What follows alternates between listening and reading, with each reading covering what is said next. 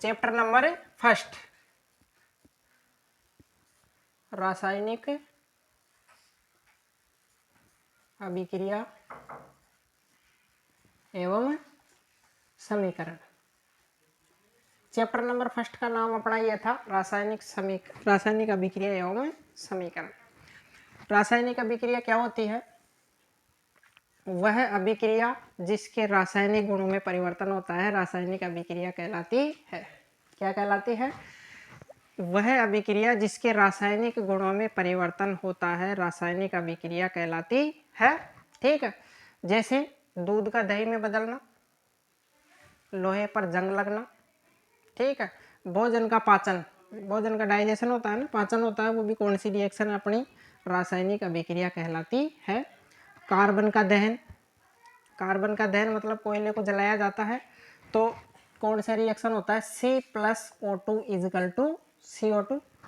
ठीक है, C यहाँ पर कार्बन है, कोयला, O क्या है? ऑक्सीजन, और CO2 क्या है? Carbon dioxide.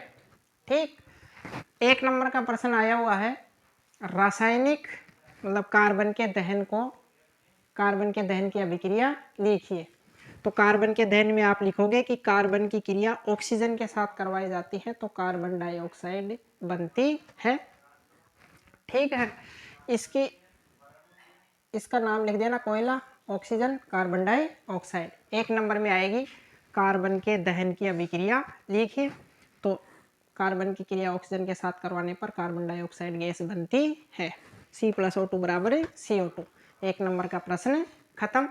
एक प्रश्न आ सकता है तुम्हारे, मैग्नीशियम के दहन को क्या कीजिए, मैग्नीशियम के दहन की अभिक्रिया लिखिए।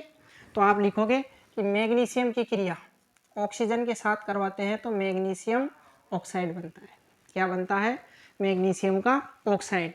अब इसी चीज़ को तुम्हारे को प्रयोग द्वारा भी पूछ लेता है वो, कि मैग्नीशियम के दहन को प्रयोग द्वारा समझाइए।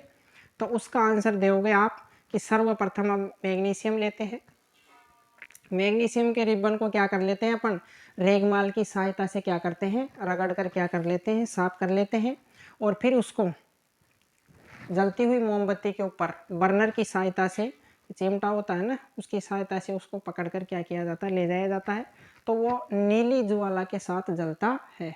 कौन? मैग्नीशियम का रिबन। जब वो ऑक्सीजन, अब वायुमंडल में ऑक्सीजन पाई जाती है, अब ऑक्सीजन के साथ ये जलेगा मैग्नीशियम, तो क्या बनेगा अपना, मैग्नीशियम ऑक्साइड बनेगा। क्या बनेगा? Magnesium oxide. ठीक है, इसका श्वेत अवक्षेप बनता है। कैसा अवक्षेप बनता है? श्वेत अवक्षेप बनता है।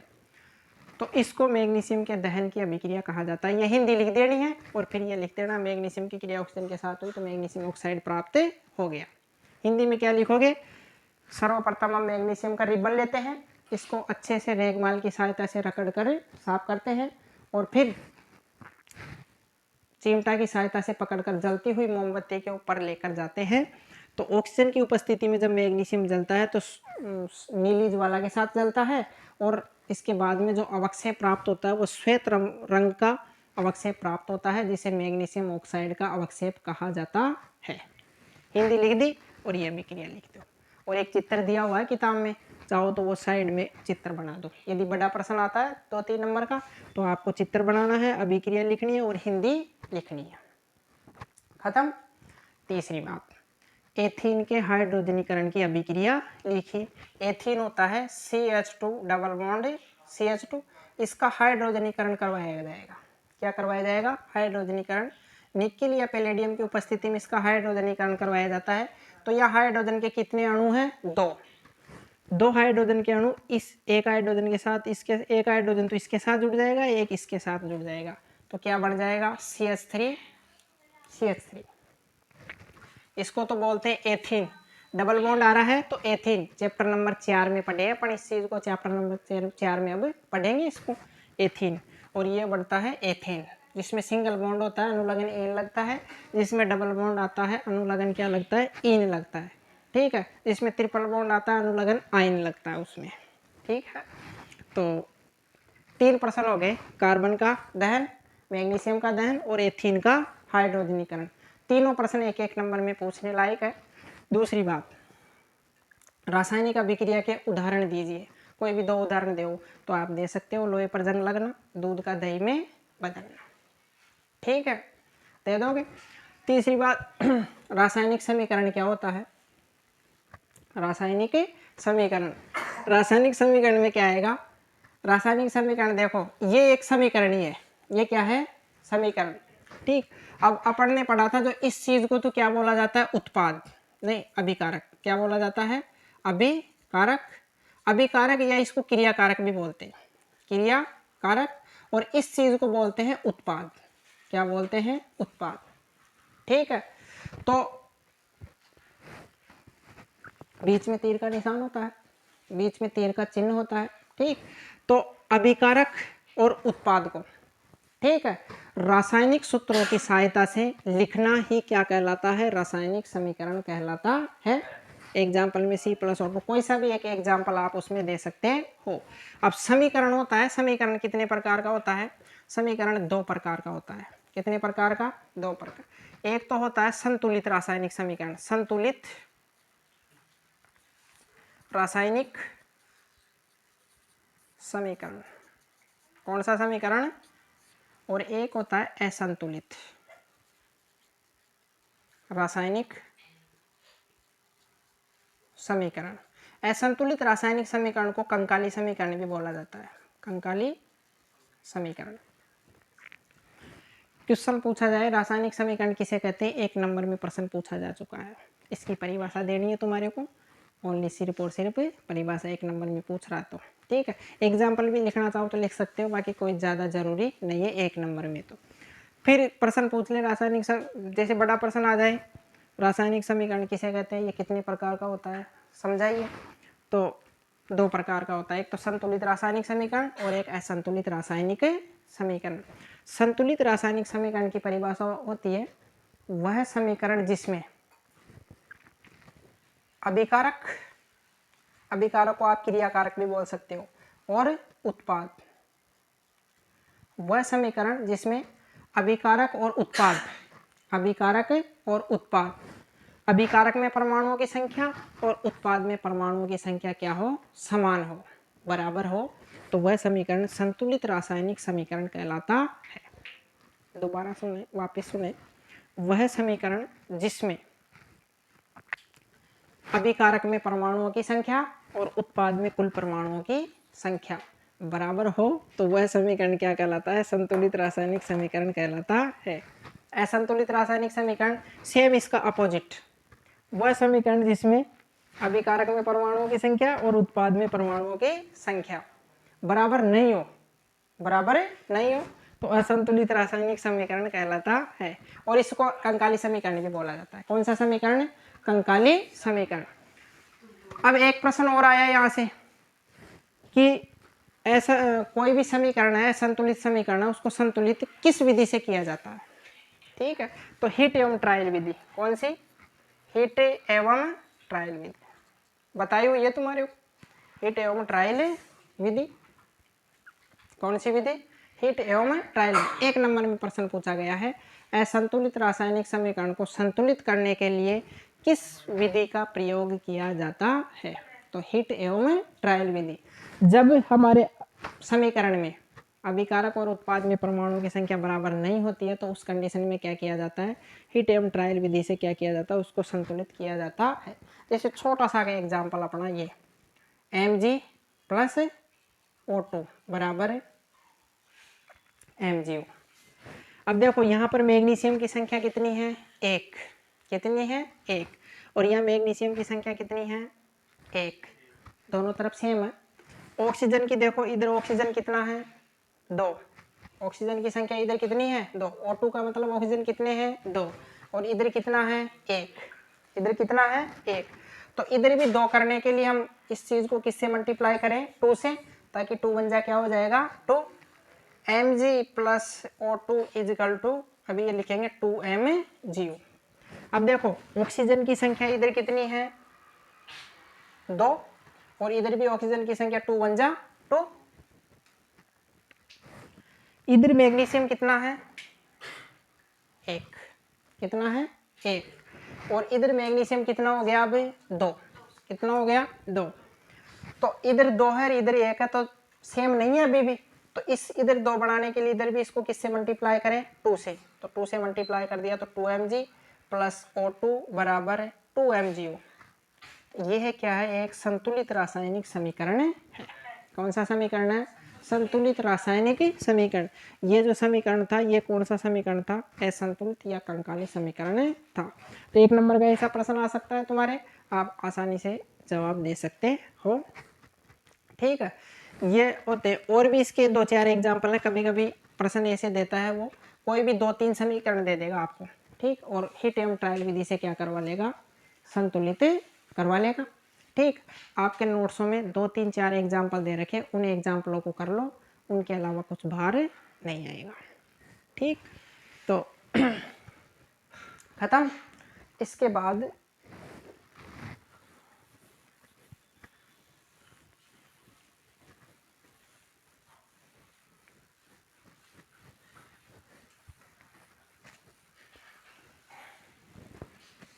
रासायनिक अभिक्रिया समझ में आ गई कि वह अभिक्रिया जिसके रासायनिक गुणों में परिवर्तन होता है रासायनिक अभिक्रिया कहलाती है। और समीकरण दोनों की परिभाषा आएगी। अब देखो इसके प्रकार है रासायनिक अभिक्रिया के प्रकार। तो पहली होती है संयोजन अभिक्रिया। संयोजन अभिक्रिया कौन सी अभिक्रिया, संयोजन अभिक्रिया। संयोजन अभिक्रिया को योगात्मक अभिक्रिया भी बोला जाता है। योगात्मक अभिक्रिया, और इसको संयुग्मन अभिक्रिया भी बोला जाता है। संयुग्मन अभिक्रिया, दोनों तीनों इसके नाम है, किसी भी नाम से तुम्हें पूछा जा सकता है। योगात्मक मतलब योग होता है, जोड़ होता है। ठीक, कई बार प्रश्न पूछा गया है संयोजन अभिक्रिया का। तो ऐसी रासायनिक अभिक्रिया जिसमें 2 या 2 से अधिक अभिकारक मिलकर एक उत्पाद का निर्माण करते हैं, संयोजन अभिक्रिया कहलाती है। ठीक है, जैसे Mg प्लस O2, ये एग्जाम्पल ले लो, C प्लस O2, ये एग्जाम्पल ले लो। इधर की चीज को अपन क्या बोलते हैं, अभिकारक या क्रियाकारक बोलते हैं। अभी बताया था क्या बोलते हैं इसको, अभिकारक या क्रियाकारक। तो ऐसी रासायनिक अभिक्रिया जिसमें 2 या 2 से अधिक अभिकारक मिलकर एक उत्पाद का निर्माण करते हैं, क्या बनाता है, मैग्नीशियम ऑक्साइड। क्या बनाता है, मैग्नीशियम ऑक्साइड। तो 2 अभिकारक मिलकर एक उत्पाद का क्या कर रहे हैं, निर्माण। ठीक है, तो यह अभिक्रिया क्या कहलाती है, संयोजन अभिक्रिया कहलाती। ऐसी रासायनिक अभिक्रिया जिसमें 2 या 2 से अधिक अभिकारक मिलकर एक नए उत्पाद का निर्माण करते हैं, संयोजन अभिक्रिया कहलाती है। योगात्मक पूछ ले तो सेम यही है, संयुग्मन बोल दे तो इसी के नाम है तीनों। ठीक है, एग्जाम्पल में इस प्रकार से C प्लस O2 बराबर है CO2। 2 अभिकारक हो गए और एक क्या हो गया, उत्पाद। तो 2 अभिकारक मिलकर एक उत्पाद का निर्माण करते हैं, तो कौन सी रिएक्शन कहलाती है अपनी, संयोजन अभिक्रिया कहलाती है। दूसरी बात, वियोजन अभिक्रिया। वियोजन, इसको अपघटनीय अभिक्रिया भी बोलते हैं। कौन सी, अपघटनीय अभिक्रिया। कौन सी अभिक्रिया, अपघटनीय अभिक्रिया। अब देखो दूसरा प्रकार है रासायनिक अभिक्रिया का, हमारी वियोजन या अपघटनीय अभिक्रिया।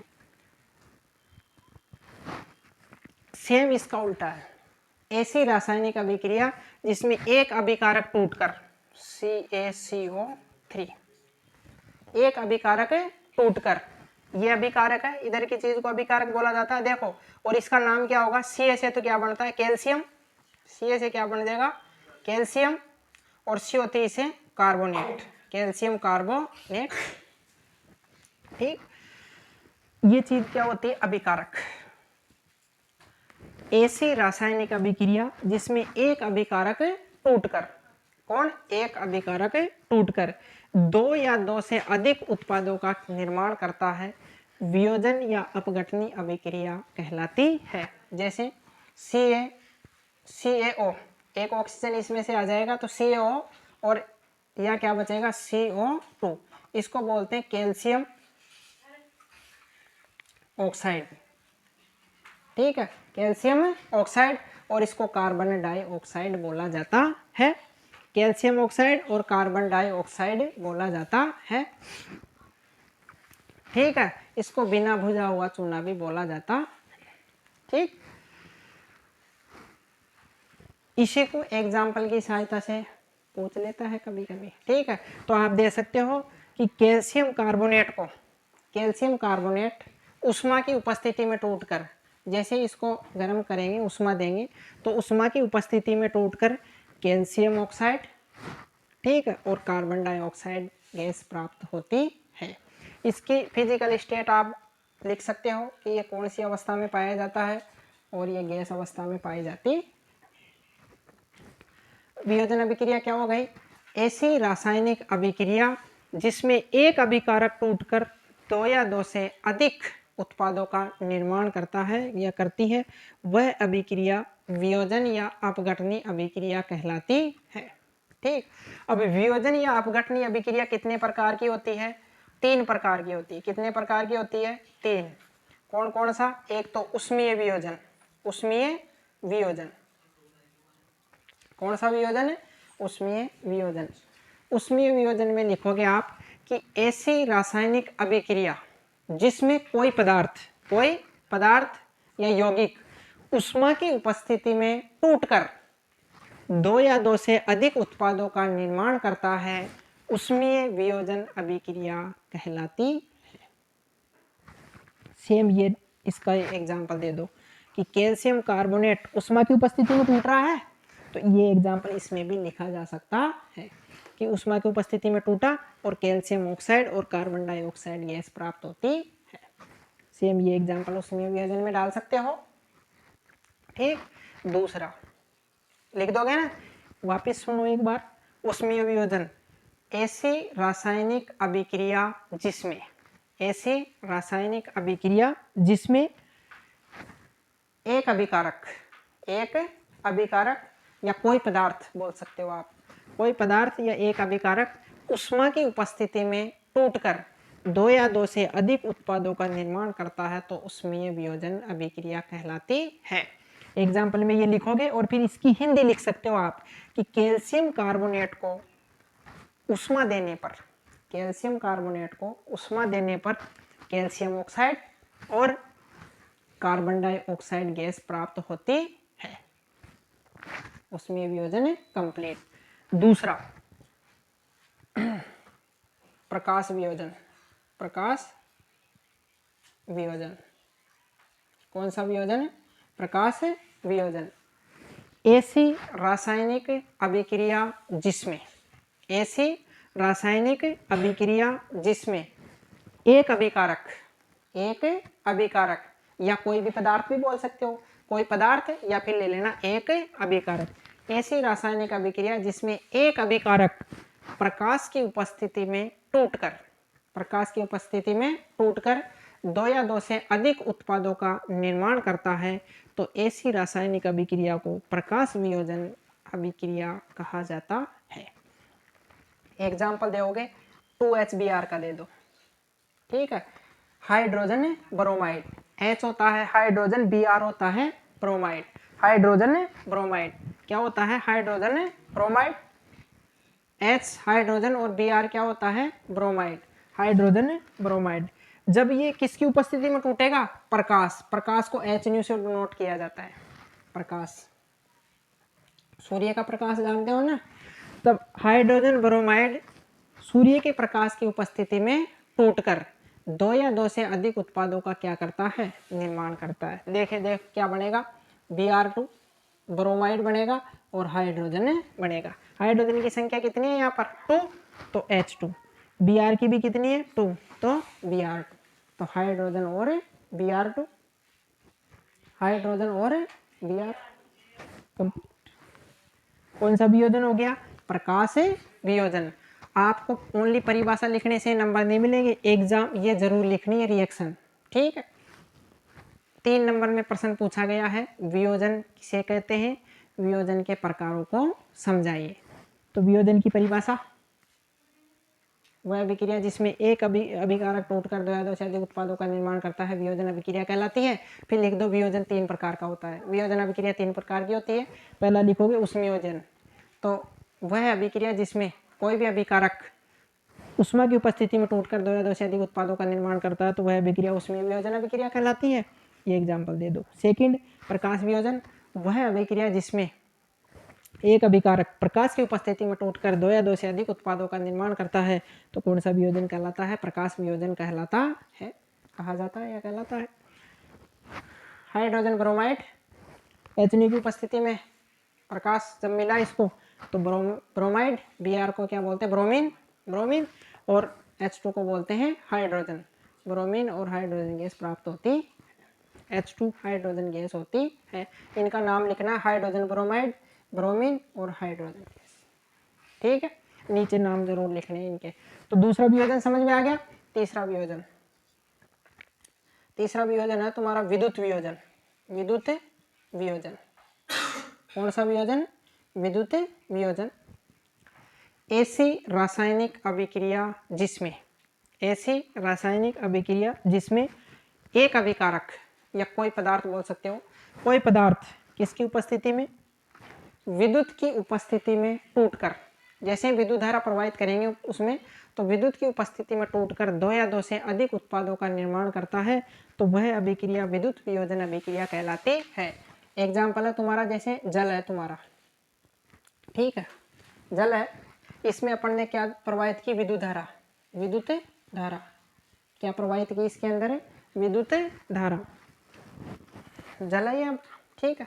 इसके अंदर अपन ने विद्युत धारा प्रवाहित की तो एनोड और कैथोड पर हमारे को हाइड्रोजन और ऑक्सीजन गैस प्राप्त होती है। ऑक्सीजन एक तो क्या प्राप्त होगी? ऑक्सीजन, और एक हाइड्रोजन गैस होगी। अब देखो हाइड्रोजन की संख्या इधर कितनी है? 2 2 जा 4, 2 दूनी 4, और ऑक्सीजन कितने हैं? 2 1 जा 2, तो ऑक्सीजन की संख्या 2। अब ये संतुलित रासायनिक समीकरण है, ठीक है। तो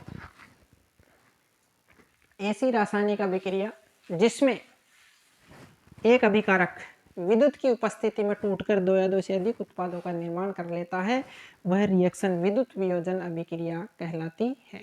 वह अभिक्रिया क्या कहलाती है? विद्युत वियोजन अभिक्रिया कहलाती है। यहाँ से तुम्हारे 2-3 प्रश्न बन गए। एक तो संयोजन अभिक्रिया किसे कहते हैं? कर दोगे। ऐसी रासायनिक अभिक्रिया जिसमें दो या दो से अधिक अभिकारक मिलकर एक नए उत्पाद का निर्माण करते हैं, संयोजन अभिक्रिया कहलाती है। वियोजन अभिक्रिया जिसमें एक अभिकारक टूटकर दो या दो से अधिक उत्पादों का निर्माण करता है। तीनों उदाहरण मोस्ट है, एग्जाम में पूछने लायक चीज है। इसके बाद में आता है विस्थापन अभिक्रिया। तीसरी अभिक्रिया विस्थापन अभिक्रिया। कौन सी? विस्थापन अभिक्रिया। कौन सी अभिक्रिया? विस्थापन अभिक्रिया। कौन सी अभिक्रिया? विस्थापन अभिक्रिया। ऐसी रासायनिक अभिक्रिया जिसमें अधिक क्रियाशील तत्व कम क्रियाशील तत्व को उसके स्थान से हटा देता है तथा उसके स्थान पर खुद प्रयुक्त हो जाता है, तो ऐसी अभिक्रिया विस्थापन अभिक्रिया कहलाती है। अब तुम कैसे पहचानोगे कौन सा ज़्यादा क्रियाशील है, कौन कम क्रियाशील है? तो अपने सेकंड चैप्टर में सक्रियता श्रेणी पढ़ी थी। सक्रियता श्रेणी को आपको ट्रिक की सहायता से बताया गया था। कनक मांगे Lg, फिर लेड है, कॉपर है, जिंक है, उसकी सहायता से बताया गया है ना, ठीक है। उसकी सहायता से आपको सारणी बताई गई है, उससे आप पता लगा सकते हैं कि कौन ज़्यादा क्रियाशील है, कौन कम क्रियाशील है, ठीक है। तो जिसमें ज़्यादा क्रियाशील तत्व कम क्रियाशील तत्वों को उसके स्थान से हटा देता है तथा उसके स्थान पर खुद प्रयुक्त हो जाता है, तो ऐसी रासायनिक अभिक्रिया को विस्थापन अभिक्रिया कहा जाता है। क्या कहा जाता है? विस्थापन अभिक्रिया। जैसे Fe प्लस CuSO4, ठीक है।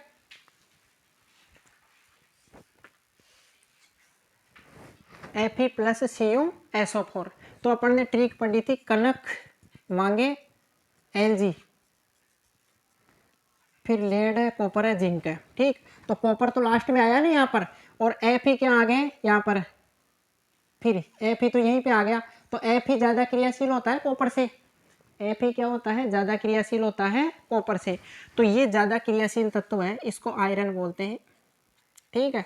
CuSO4 को Cu से तो क्या बनता है, कॉपर, और SO4 से क्या बनता है, सल्फेट, तो कॉपर सल्फेट और आयरन। तो आयरन ज़्यादा क्रियाशील होने के कारण इस कॉपर को क्या निकाल देगा, बाहर, तथा इसके स्थान पर खुद क्या हो जाएगा, प्रयुक्त। तो Fe इसके स्थान पर प्रयुक्त होते हैं, यहाँ Fe आ गया और SO4 ऐसा का ऐसा, और ये जो Cu है ये क्या निकल गया, बाहर निकल गया। यह अभिक्रिया क्या कहलाती है, विस्थापन अभिक्रिया कहलाती है। ऐसी रासायनिक अभिक्रिया जिसमें अधिक क्रियाशील तत्व कम क्रियाशील तत्वों को उसके स्थान से हटा देता है तथा खुद प्रयुक्त हो जाता है, ठीक है, ऐसी रासायनिक अभिक्रिया को विस्थापन अभिक्रिया कहा जाता है, ठीक है। इसके बाद में चौथे नंबर की होती है द्विविस्थापन अभिक्रिया। द्विविस्थापन अभिक्रिया कौन सी अभिक्रिया, द्विविस्थापन अभिक्रिया, कौन सी अभिक्रिया, द्विविस्थापन अभिक्रिया। तो ऐसी रासायनिक अभिक्रिया जिसमें इधर का तो अभिकारक होता है, इधर का उत्पाद होता है, ऐसी रासायनिक अभिक्रिया जिसमें, ऐसी रासायनिक अभिक्रिया जिसमें अभिकारक और उत्पाद दोनों में आयनों का आदान प्रदान होता है, ऐसी अभिक्रिया को द्विविस्थापन अभिक्रिया कहा जाता है। जैसे AgNO3 सिल्वर नाइट्रेट, Ag को बोलते हैं सिल्वर, Ag को क्या बोलते हैं, सिल्वर, NO3 से नाइट्रेट, NO3 से क्या बनता है, नाइट्रेट। AgNO3 की क्रिया KCl के साथ, ठीक है, किसके साथ करवाई जाए, KCl, K को बोलते हैं पोटेशियम, Cl से chloride, potassium chloride, potassium chloride. Silver nitrate की क्रिया पोटेशियम क्लोराइड के साथ करवाई जाती है। तो अब देखो ये जो K है वो इसके साथ आके जुड़ जाएगा, ये जो K तो इसके साथ जुड़ जाएगा और Cl किसके साथ जुड़ जाएगा, इसके साथ जुड़ जाएगा, तो क्या बन जाएगा, AgCl, KNO3 और AgCl, क्या बन जाएगा, AgCl, सिल्वर क्लोराइड और पोटेशियम नाइट्रेट हमारे को क्या हो जाएगा, प्राप्त हो जाएगा। तो देखो इसमें से आयन इसमें आ रहे हैं, दोनों इसमें और इसमें, दोनों में आयनों का क्या हो रहा है, आदान प्रदान हो रहा है। तो इसकी डेफिनेशन ही ये थी कि ऐसी रासायनिक अभिक्रिया जिसमें, ऐसी रासायनिक अभिक्रिया जिसमें क्रियाकारक या अभिकारक, अभिकारक और उत्पाद दोनों में आयनों का आदान प्रदान होता है, तो ऐसी रासायनिक अभिक्रिया को द्विविस्थापन अभिक्रिया कहा जाता है। क्या कहा जाता है, द्विविस्थापन अभिक्रिया कहा जाता है। दूसरी एक अभिक्रिया, दो अभिक्रिया, 3, 4, 5वीं ऑक्सीकरण और अपचयन अभिक्रिया, ठीक है। ऑक्सीकरण, ऑक्सीकरण को उपचयन अभिक्रिया भी बोला जाता है। कौन सी अभिक्रिया, उपचयन अभिक्रिया भी कहा जाता है। किसी से भी खड़ा करके पूछा जा सकता है, ठीक है, जो पढ़ाया जा रहा है उसमें से, ऑक्सीकरण या उपचयन अभिक्रिया, ठीक। तो ऐसी अभिक्रिया जिसमें ऑक्सीजन की तो वृद्धि होती हो और हाइड्रोजन की क्या होती हो, कमी, तो ऐसी रासायनिक अभिक्रिया को ऑक्सीकरण अभिक्रिया कहा जाता है, ठीक है। या फिर आप ये भी दे सकते हो जिसमें ऑक्सीजन की कमी, ऑक्सीजन की नहीं, इलेक्ट्रॉन की, जिसमें इलेक्ट्रॉन की कमी होती हो वो भी क्या कहलाता है, ऑक्सीकरण कहलाता है। आजकल ऑक्सीकरण में इलेक्ट्रॉन वगैरह में, इलेक्ट्रॉन प्रोटॉन में भी चीज़ें पूछी जा रही है, एक नंबर में छोटे प्रश्नों में प्रश्न दे देता है वो, ठीक। तो जिसमें इलेक्ट्रॉन की क्या होती है, कमी, वो तो ऑक्सीकरण कहलाता है। जिसमें इलेक्ट्रॉन की वृद्धि होती है वो क्या कहलाता है, अपचयन अभिक्रिया कहलाती है। साधारण भाषा में आप जो आंसर दोगे उसमें ये दे सकते हो कि ऐसी रासायनिक अभिक्रिया जिसमें ऑक्सीजन की वृद्धि और हाइड्रोजन की कमी होती हो वह अभिक्रिया ऑक्सीकरण अभिक्रिया कहलाती है, ठीक है। जैसे यही अभिक्रिया दे सकते हो आप, ये दे सकते हो C+O2 बराबर है CO2, ऑक्सीजन की क्या हो रही है, वृद्धि, ऑक्सीजन की क्या हो रही है, वृद्धि, तो इसको क्या बोला जा सकता है, कौन सी रिएक्शन बोला जाता है? ऑक्सीकरण अभिक्रिया कहा जा सकता है। ऐसी रासायनिक अभिक्रिया जिसमें ऑक्सीजन की वृद्धि या हाइड्रोजन की कमी होती हो तो वह अभिक्रिया क्या कहलाती है? ऑक्सीकरण या उपचयन अभिक्रिया कहलाती है। और छठी, इसी में होता है ये रूप अपचयन अभिक्रिया। अपचयन अभिक्रिया ऐसी रासायनिक अभिक्रिया जिसमें ऑक्सीजन की तो कमी होती हो, ऑक्सीजन की कमी, हाइड्रोजन की वृद्धि होती हो, ऑक्सीजन की कमी होती हो और हाइड्रोजन की क्या होती हो? वृद्धि होती हो। तो ऐसी रासायनिक अभिक्रिया को इलेक्ट्रॉन की कमी हो रही थी तो यहाँ इलेक्ट्रॉन की क्या होगी? वृद्धि। ठीक है, तो ऐसी रासायनिक अभिक्रिया जिसमें ऑक्सीजन की कमी हो और हाइड्रोजन की वृद्धि हो तो ऐसी रासायनिक अभिक्रिया को अपचयन अभिक्रिया कहा जाता है। कौन सी अभिक्रिया कहा जाता है? अपचयन अभिक्रिया कहा जाता है। ठीक है, CuO। ठीक है, तो इससे ऑक्सीजन अलग होना Cu प्लस O2। ठीक है, अलग होना क्या कहलाता है तुम्हारा? कॉपर और ऑक्सीजन का अलग अलग होना। अब ऑक्सीजन की क्या हो गई? कमी, रूट के अलग हो गया ना, ऑक्सीजन की कमी हो गई तो ऐसी अभिक्रिया को अपचयन अभिक्रिया कहा जाता है। कौन सी अभिक्रिया कहा जाता है? अपचयन अभिक्रिया कहा जाता। ठीक, कौन सी अभिक्रिया? अपचयन अभिक्रिया कहा जाता है। यह अभिक्रिया 5 अभिक्रियाएं हो गई अपनी। कौन सी अभिक्रिया हो गई? 5 अभिक्रियाएं हो गई। ठीक, कुछ 1 2 3 अभिक्रियाएं हो रहा है, उसके बाद में चैप्टर अपना क्या हो जाएगा? खत्म हो जाएगा। नोट्स तुम्हारे पास उपलब्ध है। ऑक्सीकरण अपचयन, अब देखो जिसमें ऑक्सीकरण और अपचयन दोनों होते हैं ना वह अभिक्रिया रेडॉक्स अभिक्रिया कहलाती है। कौन सी अभिक्रिया कहलाती है? रेडॉक्स अभिक्रिया कहलाती है। ऐसी रासायनिक अभिक्रिया जिसमें रेडॉक्स अभिक्रिया प्रश्न पूछा गया है कई बार। ऐसी रासायनिक अभिक्रिया जिसमें ऑक्सीकरण और अपचयन दोनों होता है कौन सी अभिक्रिया कहलाती है? रेडॉक्स अभिक्रिया कहलाती है। ऑक्सीकरण पढ़ा अपन ने जिसमें ऑक्सीजन की वृद्धि होती है और हाइड्रोजन की कमी होती है, और अपचयन पढ़ा अपन ने जिसमें ऑक्सीजन की कमी और हाइड्रोजन की वृद्धि, अपचयन अभिक्रिया। ठीक है, जिसमें दोनों होंगे वो क्या कहलाता है? रेडॉक्स अभिक्रिया कहलाती है। ऐसी रासायनिक अभिक्रिया जिसमें ऑक्सीकरण व अपचयन दोनों हो क्या कहलाता है? रेडॉक्स अभिक्रिया कहलाती है। जैसे Fe प्लस CuSO4 बराबर, अब देखो यहाँ बढ़ जाएगा FeSO4 और Cu क्या निकल गया? बाहर।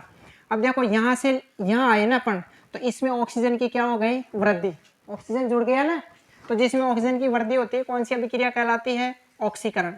कौन सी? ऑक्सीकरण। तो जिसमें ऑक्सीजन की वृद्धि होती है कौन सी अभिक्रिया कहलाती है? ऑक्सीकरण या उपचयन अभिक्रिया कहलाती है।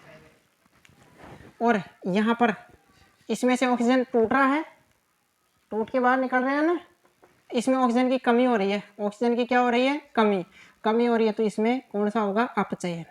ये कौन सी अभिक्रिया है? अपचयन अभिक्रिया है। कौन सी अभिक्रिया है? अपचयन अभिक्रिया है। अपचयन अभिक्रिया। तो जिसमें ऑक्सीकरण और अपचयन दोनों होता है वो कौन सी रिएक्शन कहलाती है? Redox reaction. और इसका ये आप एग्जाम्पल दे सकते हो। क्या दे सकते हो? एग्जाम्पल दे सकते हो। जिसमें ऑक्सीकरण और अपचयन दोनों होते हो। ठीक, रेडॉक्स अभिक्रिया खत्म। अब 2 अभिक्रिया और है, उष्मा सेपी और उष्मा शोषी।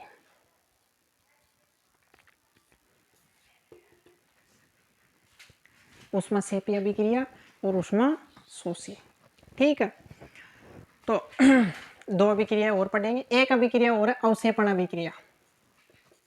अवक्षेपण अभिक्रिया 1 नंबर में पूछी जा सकती है तुम्हें कभी रेयर कंडीशन में, बाकी इतना पूछा नहीं जाता, लेकिन फिर भी ऐसी रासायनिक अभिक्रिया जिसमें अवक्षेपण प्राप्त होता है।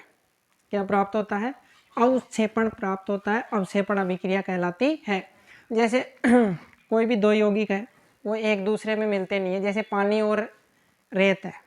ठीक है, पानी और रेत है तो रेत क्या हो जाती है? पानी में नीचे जम जाती है। ठीक है, तो वो जमा हुआ जो चीज़ है ना वो क्या है? अवक्षेपण है। तो ऐसी रासायनिक अभिक्रिया जिसमें अवक्षेपण प्राप्त होता है तो वो कौन सी रिएक्शन कहलाती है? अपनी अवक्षेपण रिएक्शन कहलाती है। ठीक, अब आती है उष्मासेपी अभिक्रिया। कौन सी अभिक्रिया? उष्मासेपी अभिक्रिया। ऐसी रासायनिक अभिक्रिया जिसमें ऊष्माक्षेपी, ऐसी रासायनिक अभिक्रिया जिसमें ऊष्मा का क्या होता है, उत्सर्जन होता है। जिसमें ऊष्मा का क्या होता है, उत्सर्जन। उत्सर्जन मतलब ऊष्मा निकल रही है। ऐसी रासायनिक अभिक्रिया जिसमें ऊष्मा का उत्सर्जन होता है वह अभिक्रिया ऊष्माक्षेपी अभिक्रिया कहलाती है। फॉर एग्जाम्पल के लिए श्वसन एक ऊष्माक्षेपी अभिक्रिया है। कौन सी अभिक्रिया है, श्वसन एक ऊष्माक्षेपी अभिक्रिया है। 3 नंबर में प्रश्न पूछा गया है, ठीक है। श्वसन एक ऊष्माक्षेपी अभिक्रिया होती है क्यों, 3 नंबर में प्रश्न आया था। श्वसन एक ऊष्माक्षेपी अभिक्रिया होती है क्यों। पहले तो तुम्हें ये पता होना चाहिए कि ऊष्माक्षेपी अभिक्रिया क्या होती है। तो वह अभिक्रिया जिसमें ऊष्मा का क्या होता हो, उत्सर्जन होता हो, ऊष्माक्षेपी अभिक्रिया कहलाती है। ऊष्माक्षेपी अभिक्रिया में देखो क्या होता है, आप लिखोगे, क्वेश्चन पूछेगा ना 3 नंबर में आपको, तो उसमें भी ये चीज़ लिखोगे और इसमें भी एग्जाम्पल यही दोगे जो मैं अभी बता रहा हूँ तुम्हारे को।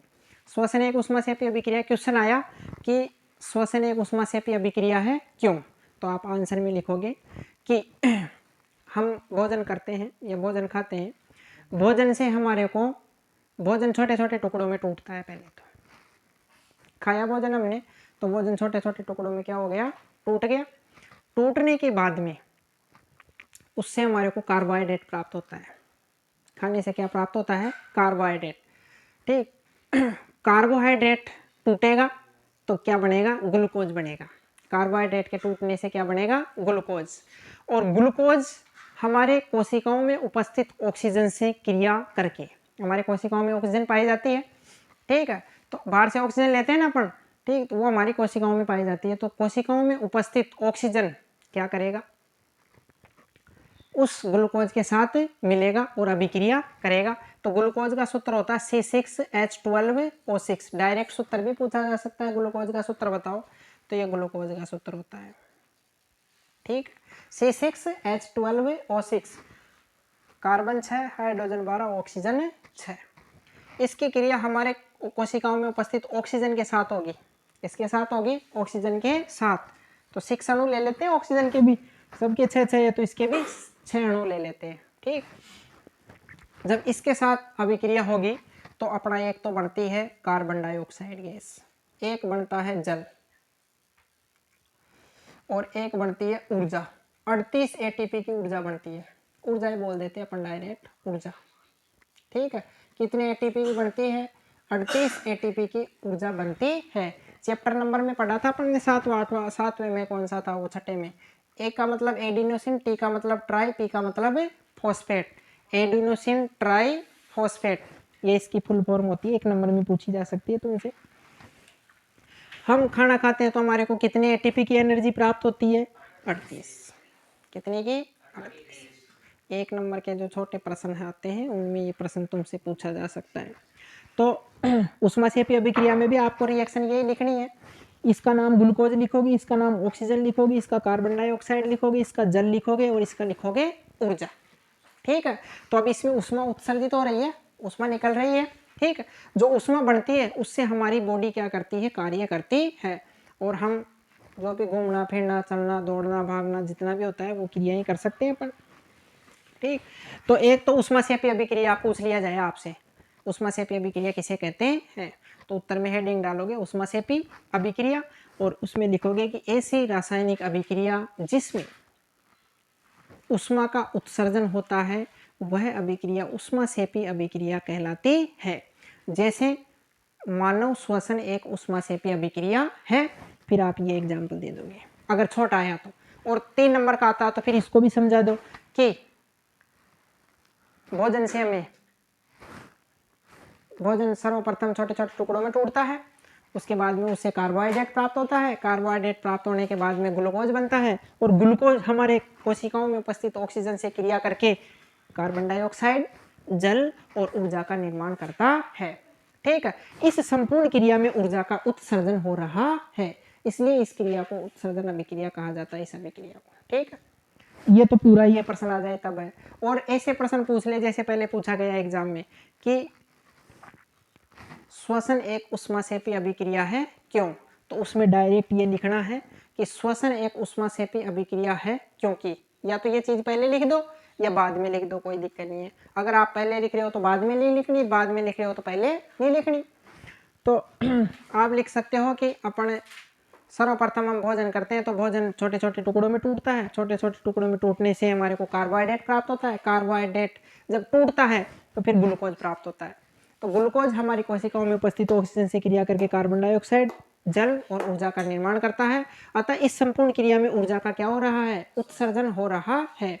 इसलिए इस अभिक्रिया को ऊष्माक्षेपी अभिक्रिया कहा जाता है। कौन सी अभिक्रिया? ऊष्माक्षेपी अभिक्रिया कहा जाता है। ठीक है, मोस्ट प्रश्न बनता है यहाँ से। दूसरी बात अब आती है ऊष्माशोषी अभिक्रिया। ऐसी रासायनिक अभिक्रिया जिसमें ऊष्मा का अवशोषण होता है ऊष्मा शोषी अभिक्रिया कहलाती है। ऊष्मा शोषी, नाम में आ रहा है ना, शोषी जो ऊष्मा को सोखती है। तो ऐसी रासायनिक अभिक्रिया जिसमें ऊष्मा का अवशोषण होता है ऊष्मा शोषी अभिक्रिया कहलाती है। फॉर एग्जाम्पल, जो काले कपड़े होते हैं, ठीक है, सूर्य की लाइट को ज़्यादा क्या करते हैं? अवशोषित करते हैं। ठीक है, अवशोषित करते हैं, ऊष्मा को ज़्यादा क्या करते हैं? अवशोषण करते हैं, जिससे वो गरम गरम महसूस होता ही नहीं होता अपने को। ठीक है, जलने लग जाती है। ठीक, पूरे जलती नहीं है, मतलब गरम महसूस होता ही नहीं होता, तो वो बात है। और दूसरी बात, जो प्रकाश संश्लेषण की क्रिया है वो भी ऊष्माशोषी का उदाहरण है, क्योंकि पेड़ पौधे क्या करते हैं? सूर्य से ऊष्मा को क्या करते हैं? ग्रहण करते हैं। क्या करते हैं? ग्रहण करते हैं और अपना भोजन क्या बनाते हैं? स्वयं बनाते हैं। ठीक, तो ऊष्माशोषी की अभिक्रिया दे दोगे आप कि ऐसी रासायनिक अभिक्रिया जिसमें ऊष्मा का क्या होता है? अवशोषण होता है, ऊष्माशोषी अभिक्रिया कहलाती। ठीक है, तो ऊष्माक्षेपी ऊष्माशोषी सब हो गया। इसके बाद में एक चीज आती है अपनी संसारण। संसारण संसारण संसारण ठीक, संसारण क्या होता है?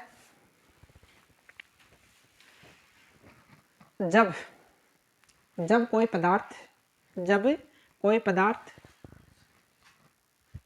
ऑक्सीजन या वायु बोल सकते हो, जब कोई पदार्थ वायु, जल, ठीक है, नमी, ठीक, इनके संपर्क में आता है, अम्ल, वायु, नमी, जल इनके संपर्क में आता है, तो वह संसारित होना स्टार्ट हो जाता है। इस क्रिया को संसारण कहा जाता है। जैसे एग्जाम्पल के लिए लोहे पर जंग लगना, लोहे पर जंग लगना, लोहे पर जंग लगना, रस्टिंग ऑफ आयरन, लोहे पर क्या लगना? जंग लगना।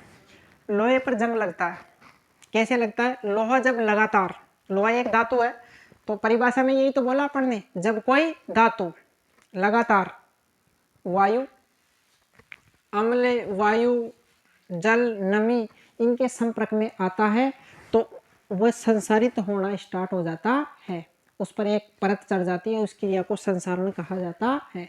जैसे लोहा है, लोहा लगातार अपन जैसे बाहर रख देंगे उसको, तो बाहर ऑक्सीजन भी है, वायु भी है, वायु से ऑक्सीजन वगैरह मिलती है, और गर्मी तावड़ा या फिर ओस भी पड़ता है शाम सुबह, तो उस कंडीशन में नमी आ जाती है, उसके अंदर मतलब कुछ पानी आ जाता है। ठीक, तो वो क्रिया करके धीरे धीरे, एक दिन में तो ये चीज़ होती नहीं है, धीरे धीरे धीरे धीरे साल 2 साल में क्या कर लेता है? वो जंग पकड़ लेता है। ठीक, तो किसके कारण पकड़ती है? ये संसारण के कारण पकड़ती है। किसके कारण पकड़ती है? संसारण के कारण। लोहे पर क्या लगना? जंग लगना, लोहे पर जंग लगना। दूसरी बात, चांदी पर, चांदी होती है ना अपनी, चांदी पर काली परत का चढ़ना, काली परत का चढ़ना, यह भी किसका उदाहरण है? संसारण का उदाहरण है। चांदी होती है ना, चांदी, उसको लगातार, चांदी भी एक धातु है, तो चांदी जब लगातार किसके संपर्क में आती है? अम्ल, वायु, जल इनके संपर्क में आती है तो वह संसारित होना स्टार्ट हो जाती है, तो इसलिए चांदी काली पड़ जाती है। ज़्यादा लंबे समय तक इनके संपर्क में रहती है तो वो कैसी पड़ जाती है? काली पड़ जाती है। तीसरी बात,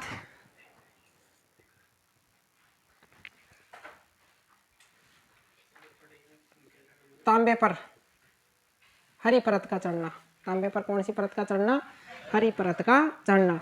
ये भी किसका उदाहरण है? संसारण का उदाहरण है। तो संसारण में लिखोगे जब कोई धातु लगातार अम्ल, जल, वायु, नमी के संपर्क में रहती है तो वह संसारित होना स्टार्ट हो जाती है। ठीक है, इस क्रिया को संसारण कहा जाता है। जैसे लोहे पर जंग लगना, चांदी पर काली परत का चढ़ना, लोहे पर हरी परत का मतलब तांबे पर हरी परत का चढ़ना।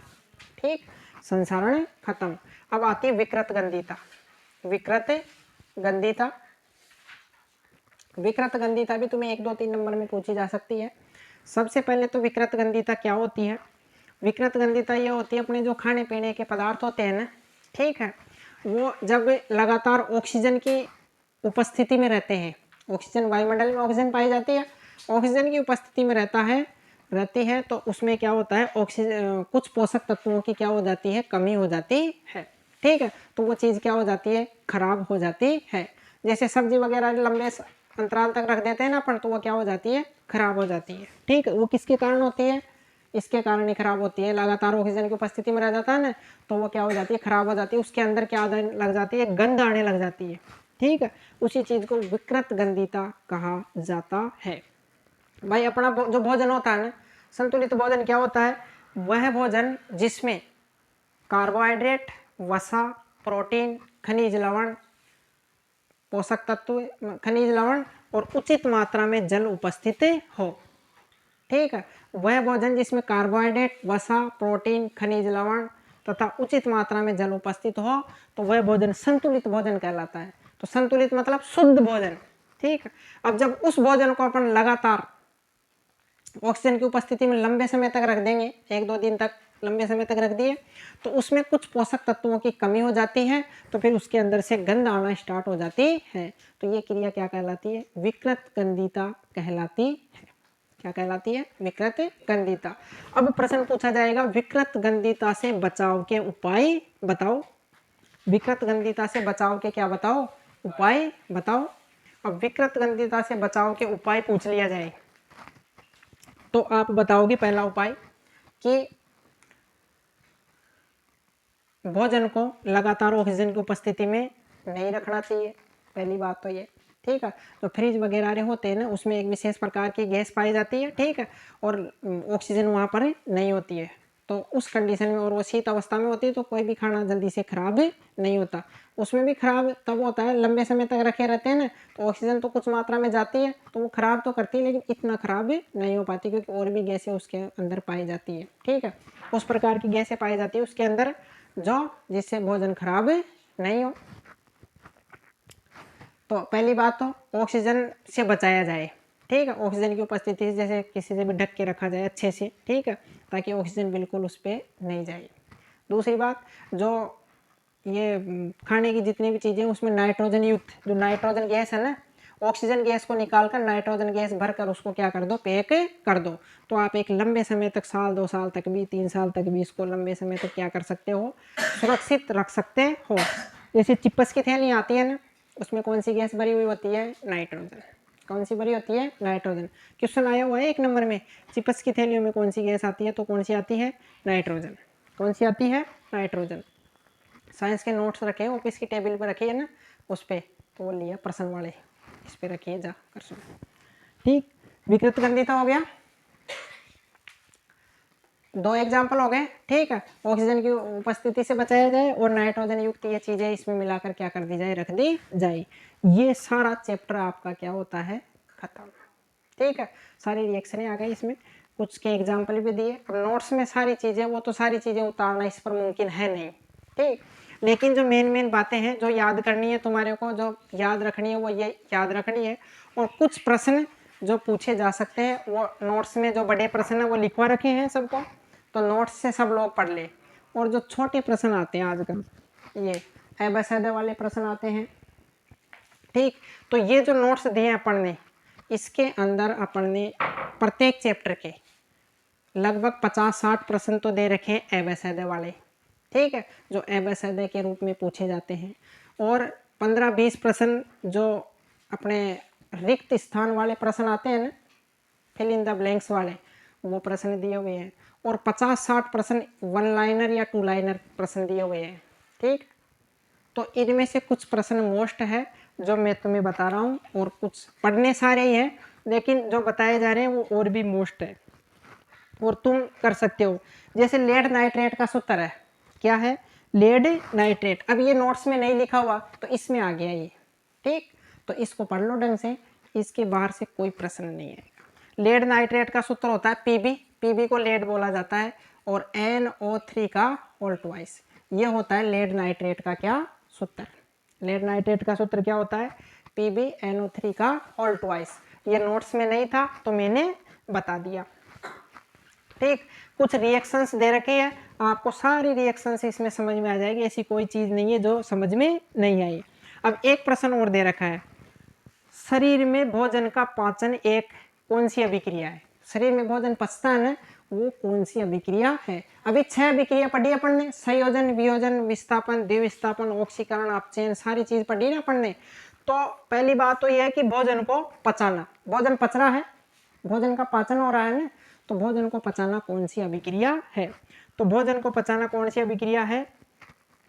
वियोजन अभिक्रिया। कौन सी अभिक्रिया है? वियोजन या अपघटनी जो अभिक्रिया होती है वो भोजन को पचाने की अभिक्रिया कहलाती है। ठीक है, भोजन का पाचन की अभिक्रिया कौन सी है? वियोजन या अपघटनी अभिक्रिया। पढ़ी ना पढ़ने। और वियोजन अपघटनी कितने प्रकार की होती है? 3 प्रकार की, उष्मीय वियोजन, प्रकाश वियोजन और विद्युत वियोजन। पढ़ी ना पढ़ने, वही वाली वियोजन अभिक्रिया। तो एक प्रश्न ये मोस्ट है, कर लोगे, नोट्स में दिया हुआ है, आसानी से आप पढ़ सकते हो इसको। और ये आ गया प्रश्न, देखो, खाद्य सामग्री को, खाद्य सामग्री को, खाद्य सामग्री मतलब खाने पीने की सामग्री को विकृत गंधिता से बचाने के लिए, विकृत गंधिता ये वाली, विकृत गंधिता से बचाने के लिए कौन सी गैस का उपयोग किया जाता है? कौन सी गैस का उपयोग किया जाता है? तो नाइट्रोजन गैस, इसमें सही आंसर आएगा नाइट्रोजन गैस। आ गया ना यहाँ से? ठीक है, कौन सी गैस काम में आती है? Nitrogen.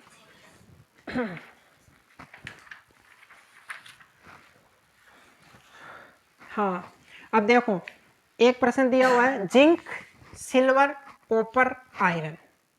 Zinc, silver, copper, iron उनके लवण के विलयनों में विस्थापित कर देती है, क्यों? लवण के विलयनों में विस्थापित कर देते हैं, क्यों? क्योंकि इनकी क्रियाशीलता क्या पाई जाती है? ज्यादा। ज्यादा क्रियाशील तत्व होते हैं ये, इसलिए कम क्रियाशील को हटा देते हैं तो लवण बनाते हैं।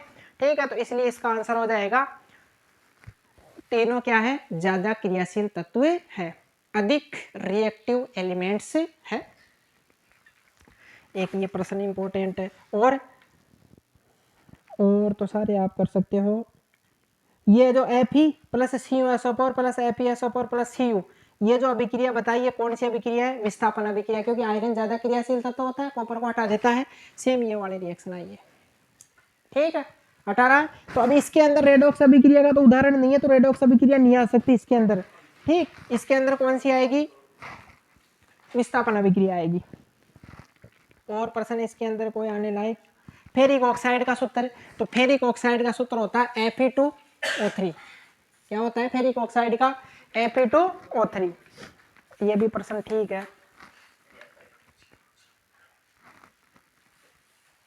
लेड क्लोराइड, लेड क्लोराइड का सूत्र होता है PbCl2। क्या होता है? देखो PbC लेड और क्लोरीन C2, मतलब लेड क्लोराइड। ठीक, आ सकता है, आप लोग इसको कर लेना, ये नोट्स में नहीं आया आप कहने का मतलब। और ये आ गया, देखो श्वसन किस प्रकार की अभिक्रिया है? श्वसन किस प्रकार की अभिक्रिया? तो श्वसन कैसी अभिक्रिया है? ऊष्माक्षेपी अभिक्रिया है। श्वसन ये कौन सी अभिक्रिया है? ऊष्माक्षेपी। आ रहे हैं ना प्रश्न? इस प्रकार के प्रश्न तुम्हारे आएंगे, आप आसानी से जवाब दे पाओगे इन चीजों का। और फिल इन द ब्लैंक्स वाले जो प्रश्न है, देखो पहला प्रश्न दे रखा है, बुझे हुए चूने का सूत्र बताओ। तो बुझा हुआ चूना होता है ना, उसका CaOH का होल ट्वाइस, ये तो बुझा हुआ चूने का होता है। और CaO ये होता है बुझे हुए चूने का, बिना बुझा हुआ, और ये बुझा हुआ। ठीक, ये तो बुझा हुआ और ये बिना बुझा हुआ चूना। ठीक, दूसरी बात ये आ गया फेरिक ऑक्साइड का सूत्र तो फेरिक ऑक्साइड Fe2O3। घूम फिर के वही प्रश्न आते हैं अधिकतर। और इसमें आ रहा है श्वसन, फिर ब्लैंक दे दिया, तो श्वसन कौन सी अभिक्रिया है? उष्मा सेपी अभिक्रिया है। ग्लूकोज का सूत्र लिखो तो C6H12O6 लिख सकते हो। वायु से प्रभावित तांबे का रंग, तांबा कैसा हो जाता है भाई? हरा। तांबे पर कौन सी परत चढ़ती है? हरी। तो यहां से प्रश्न आया। इसमें फिल इन द ब्लैंक्स दे रखा है। वायु के संपर्क में आने पर तांबे का रंग कैसा हो जाता है? हरा। तो इसमें आंसर आएगा हरा हो जाता है। फिर चांदी वायु के संपर्क में आती है तो कैसी हो जाती है? काली। देखो ये प्रश्न दे रखा है, ठीक है। तो यहां से प्रश्न पूछा गया है।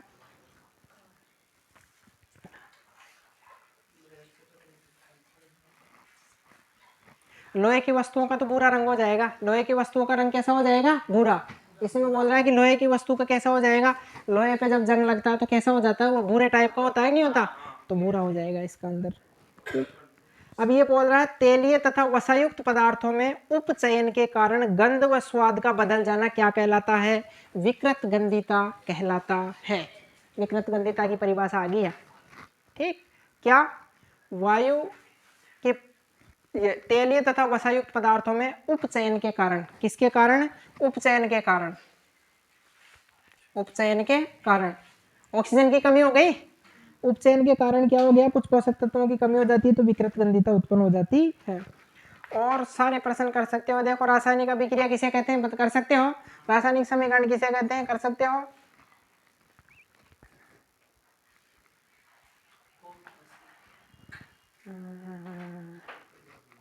योगात्मक अभिक्रिया किसे कहते हैं? देखो तीनों नाम बताए मैंने, संयोजन, वियोजन, विस्थापन, योगात्मक, ठीक है।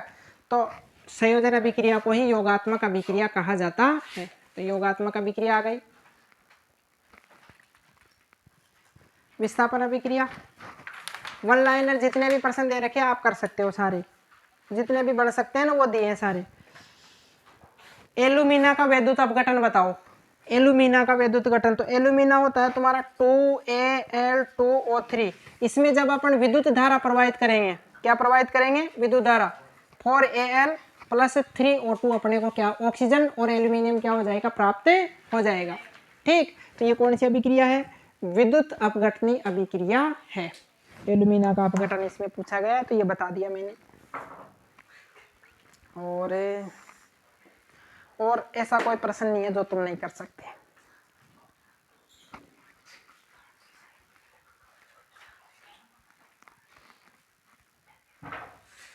ऑक्सीकारक पदार्थ क्या कहलाता है? वे पदार्थ जो स्वयं अपचयित होकर अन्य पदार्थों का ऑक्सीकरण कर देते हैं। होने वाला, आ जाओ, ठीक है।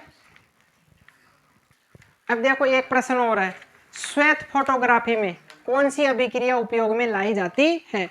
जो श्वेत फोटोग्राफी होती है ना, श्वेत फोटोग्राफी, उसमें कौन सी अभिक्रिया काम में ली जाती है? तो अपन ने ये देखो 2AgCl होता है, ये सूर्य के प्रकाश की उपस्थिति में Ag और Cl2 बनाता है। ये ब्रोमाइड वाली के साथ की अभिक्रिया है, ये लिखवाई नहीं थी मैंने, ये नोट्स में दे रखी है ये अभिक्रिया, ठीक। विकृत गंधिता किसे कहते हैं? बता सकते हो। संसारण किसे कहते हैं? बता सकते हो। आपका चैप्टर ऑल ओवर खत्म। आपका चैप्टर ऑल ओवर खत्म होता है। आपको कोई भी दिक्कत आए, ठीक, दोबारा इसको देखा जा सकता है, पढ़ा जा सकता है। पहले चैप्टर में आपको सारे प्रश्न और सारे करवा दिए आपने, ठीक है। ये लो।